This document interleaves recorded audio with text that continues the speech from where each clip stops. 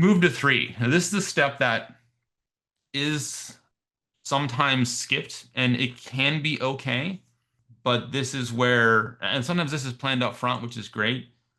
But if you think about why you need or want an observability platform, right?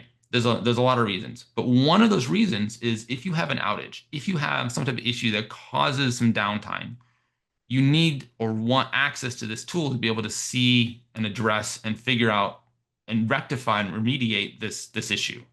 You can't do that if the outage also removes the access to the tool.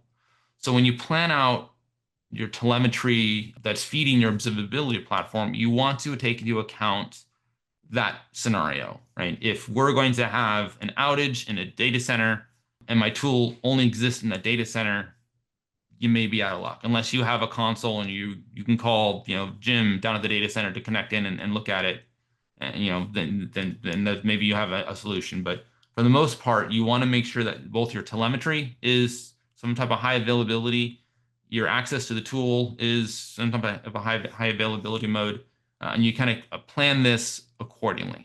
One kind of pro tip that I could give that I've seen over the years, right? There's solutions out there. We have one, but there's solutions out there that will kind of separate your export for your traditional NetFlow IPFIX style exports from the destination. So you're not beheld to configurations on all your routers, for example. Those tools can go a long way in both streamlining the management of the telemetry as well as setting you up for some type of high availability, right? Where you can feed these into like an HA pair of replicators, for example, and then feed them off to different redundant collectors. So there's ways you can plan using those types of tools, but those tools also bring, by decoupling, that brings a lot of other efficiencies that you can realize outside of just high availability. Things like having again a single point of configuration for UDP streams, whether it's syslog, NetFlow. So when you add a new tool, you don't have to reconfigure all your exporters. You can go to one place and configure it, especially for syslog, right? Think about how many servers or services you have that send syslog information to some type of receiver. If you add one, it's just a matter of updating a line in a single location rather than hitting all your exporters. So again, a lot of value there as well.